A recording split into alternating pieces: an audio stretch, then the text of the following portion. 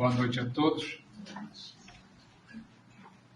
É com imensa alegria que eu vejo a Casa do Coração cheia. Nós estamos com todas as cadeiras aqui ocupadas e aqueles que têm visão espiritual percebem que as paredes não existem e que temos amigos e pessoas que necessitam dessa casa. Aliás, eu acho que todos nós necessitamos dessa casa. Eu até há mais tempo, eu comecei a frequentar Rede Seixas com 11 anos, e agora lá vão mais de 70 anos quase. E na época eu chegava para a mamãe, que era a médium da casa, e dizia, eu quero jogar bola com os meus amigos. Mas ela me forçava a vir para a Casa do Coração. E na Casa do Coração eu conheci algumas médiuns assim, fora do comum. Chiquita, Dona Antônia, a nossa irmã Alaide. Alaide era de uma professora Alaide. Aqueles que a conheceram puderam verificar da grandeza espiritual dela. Elísio, seu Carlos, Jaci, que foi uma pessoa que acompanhou Dona Chiquita há algum tempo, Murilo, e lá se vão 73 anos de casa. Hoje em dia, eu acho que nós, missionários, e aí eu digo missionários, não só os que estão à mesa, mas aqueles que estão na Assembleia, têm por obrigação a levar mais 73 anos dessa casa. Levar com o espírito e com o amor que Chiquita nos concedeu. Era uma pessoa que, quando ela entrava, Chiquita era baixinha, né? Eu também, na época, era baixinho também, 11 anos. Mas o fato é que Chiquita, quando entrava, ela pedia a primeira coisa a todo mundo, vamos elevar o nosso pensamento, o nosso padrão vibratório. É um pedido dela. Vamos elevar nesse instante o nosso padrão vibratório. Pois, afinal, é através dos nossos pensamentos que nós vamos conseguir as nossas realizações. É através deles que nós vamos nos estabilizar perante a vida.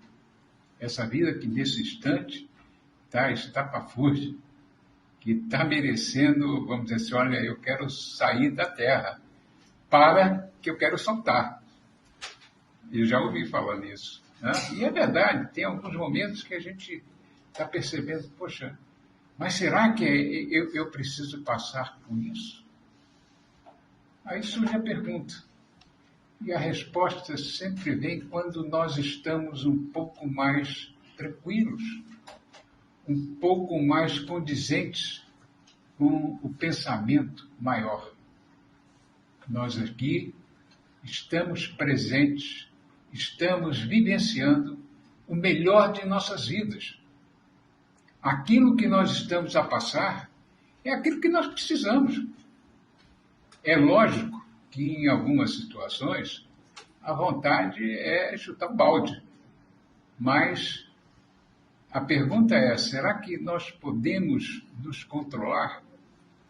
Eu digo que, no meu caso específico, é difícil, muito difícil a gente saber se autocontrolar.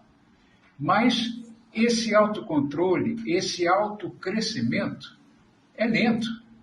Se nós não obtivermos agora, nesse instante dessa vida, nós vamos, de alguma forma, na próxima, ser cobrados por ele. Imagine que as pessoas que hoje estão no comando do nosso planeta e tem o poder de canetada, como dizem, de chegar e minorar as situações de pobreza, de calamidade perante a própria humanidade. Imagine como eles vão ser cobrados. Mas não vão ser cobrados pelos missionários maiores, aqueles que, desde o início, acompanham Cristo, nosso governador da terra. Eles vão ser cobrados por um tribunal muito pior, que é o tribunal da consciência. Quando a gente começa a questionar a nossa consciência, me lembra muito o meu irmão Garcia, Hélio Garcia, nosso ex-presidente, em que algumas vezes eu cheguei para ele e disse: Garcia, você é mais irmão meu do que eu para você. E ele sorria. Mas o fato é que ele dizia: Adalto, a gente tem que se esforçar para melhorar. A gente tem que fazer jus a todas as facilidades que nós hoje temos. Nós precisamos realmente ter paciência, e paciência maior ainda conosco mesmo. Porque tem horas que a gente não está paciente com a gente mesmo, não está satisfeito com a gente mesmo, e quando a gente procura verificar, a gente chega à conclusão que, no fundo, é uma falha nossa. É algo que a gente precisa realmente melhorar. Essa semana, eu terminei de ler um livro chamado Francisco o Sol de Assis. É o livro de Francisco de Assis, escrito pelo Divaldo, em que ele mostra que Joana de Ângeles foi a Santa Clara, que era a grande irmã de Francisco Povarello. A história aqui é meio romantizada. O Divaldo é um escritor fora de série, está trabalhando com um outro escritor, César Praga Salles, em que colocam o Francisco em um outro patamar de pensamento e de consciência perante o mundo. Num mundo em que nós vivenciamos, e aí quando eu digo nós vivenciamos, nós todos estivemos há 800 anos nesse planeta. E continuamos. Se continuarmos ainda nesse planeta, Deus queira, porque a regeneração tem que acontecer. E está acontecendo. Mas muito bem, lá o Francisco, ele fazia, ou pelo menos o Divaldo, e o Divaldo parece-me que também participou da vida dele. Ele era um dos irmãos do Francisco. E a verdade é que ele era um cara que era feliz, cantava, procurava doar amor, mesmo nas situações em que ele não teria que doar, mas ele doava. Quer dizer, na época, ele influenciou tanto a igreja que, após a morte dele, em 2 anos, ele foi canonizado. Mas ele era um camarada. Existe na matemática um matemático chamado Gauss, em que ele diz: olha, você quando estuda qualquer coisa, você tem que fazer a curva, e tem tanto os extremos de baixo ou de cima, são pessoas que estão fora dessa curva. Francisco estava fora dessa curva. Por quê? Porque ele era o amor de Cristo. Ele foi o João, na época do Cristo.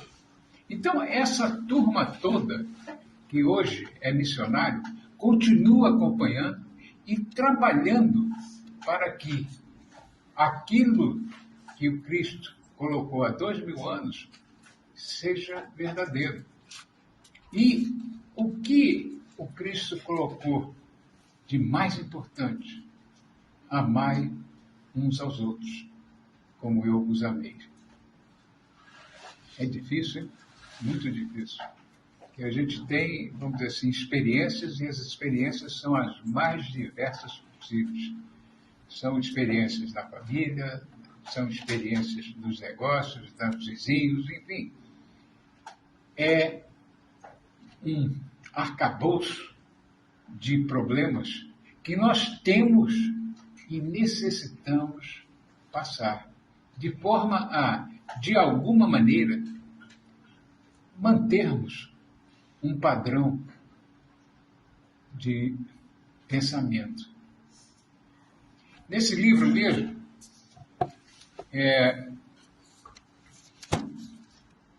no capítulo 16, eles falam da aquisição da consciência. É um decálogo bem simples. Começa assim: administre os próprios conflitos. Evite eleger homens como nossos modelos. Confie nos próprios valores. Não se evada dos problemas. Reaja à depressão. Como isso é importante. Pense que os seus problemas não são os piores problemas. Tem coisa muito pior na vida. Libere-se das queixas. Coisa bacana, né? Eu tenho horas que eu fico, ó dia, ó azar, o que eu estou fazendo aqui? E não é bem assim, eu não tenho que estar assim. Eu tenho que estar mais positivo. Pô, se eu estou assim, eu vou... Pensamento é força. Eu vou prejudicar quem está ao meu lado. E aí o problema fica mais sério. Né? Outra coisa importantíssima, não tenha horas vazias. Como é bom a gente arranjar trabalho, não? Realize bem as tarefas que lhe são confiadas. E por último, fechando o decálogo, lembre-se que o progresso é lento. A gente não consegue, no estalar de dedos, mudar completamente o nosso passado, que vem desde quando éramos australopitecos, somente 25 milhões de anos atrás. Afinal, nós continuamos em evolução. Nós somos, nesse instante, o ápice da evolução aqui na Terra, mas nada implica que exista uma evolução maior. A igreja mostra os santos, mostra os anjos, né? E de vez em quando alguém tem a visibilidade de que, olha, apareceu alguma coisa e numa luz tremenda. A Joana de Ângeles, nesse livro, ela diz que de vez em quando o Francisco aparece para ela. Ela falando como espírito. E como espírito, ela dizendo, olha, quando ele aparece pequenininho, com muita luz. Mas eu sei que ele, quando chega, ele me dá atenção, me dá amor, e eu mudo completamente o meu estado de pensamento. É uma coisa que nós temos os nossos, é lógico que o Francisco ele tem uma missão a nível humanitária, né? Quer dizer, então ele está preocupado com os 8 bilhões que estão vivos e mais os 20 que estão fora. Essa é a preocupação dele porque é o trabalho do Cristo. Mas, considerando que nós não temos ainda condições de galgar o espaço que ele tem, ou a qualidade de pensamento que ele tem, eu acho que nós temos os nossos familiares, missionários, que podem nos ajudar. e que estão sempre a nos ajudar. E aí você pensa, poxa, mas eu tenho familiares, e se você verificar, tem vários que estão à tua frente procurando, vamos dizer assim, lapidar um pouco os problemas que você enfrenta. E lembrando que os problemas são os mais diversos, mas são todos factíveis de enfrentamento. Nada na vida é impossível. Tudo na vida tem uma razão de ser. Inclusive, até aquela... Hoje eu estive ouvindo um médico dizendo, olha, a próxima medicina vai ser a medicina que começa a juntar aquilo que é apresentado pela cultura ocidental com a cultura oriental. A oriental, ela está preocupada mais com a alma. Quer dizer, se você está com uma dor no pé, é porque a tua alma está dizendo, olha, você tem que ficar com essa dor. Por quê? Qual a necessidade de você ter essa dor? Será que você está dando o trato adequado à tua saúde? Aí vem o meu exemplo. Eu posso dizer o seguinte, eu tenho dificuldades. Está aqui a minha esposa ao lado, que se deixar falar, ela vai dizer, ele, na pandemia se engordou, o diabetes veio que veio. Tá? E agora ela está de garrucha em cima de mim para, olha, você vai emagrecer. Mas assim mesmo, continuo com a minha mente de um homem gordo. Esse é um problema. E isso eu vou ter que, embora lento, eu vou ter que trabalhar. Da mesma forma que eu estou tendo esse problema, eu acho que cada um de nós tem problemas. E cada um de nós deve fazer uma reflexão daquilo que realmente está hoje em dia trazendo problemas e está em condições de modificar. E às vezes essa modificação é, de certa forma, fácil de se tomar. Depende de quê? Da decisão de quem? De cada um de nós. Aquilo que eu preciso fazer para mim depende só de mim, não depende de mais ninguém. Eu sou responsável por mim mesmo. E, é lógico, se eu sou responsável, tenho livre-arbítrio, eu vou responder por tudo isso. O que fizer de errado, eu vou responder e vou também responder por tudo que fiz certo. É lógico que ao longo da vida a gente tem acertos e temos também erros. Deus queira, e isso é extremamente importante, que amanhã eu acerte mais que erre menos. Isso era uma coisa que o meu irmão Hélio Garcia dizia. Toda noite, Adalto, eu fazia um retrospecto do que eu tinha feito ou tinha agido e verificava da possibilidade de alterar alguma coisa ou melhorar, para evitar erros no dia seguinte. É passível disso acontecer? É. É passível de você ter um controle melhor da sua mente? É, depende de você. Você realmente é responsável por você.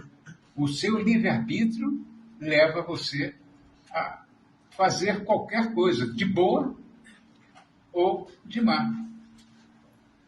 Existem algumas pessoas na história em que entraram e foram convidadas para fazer um serviço sério.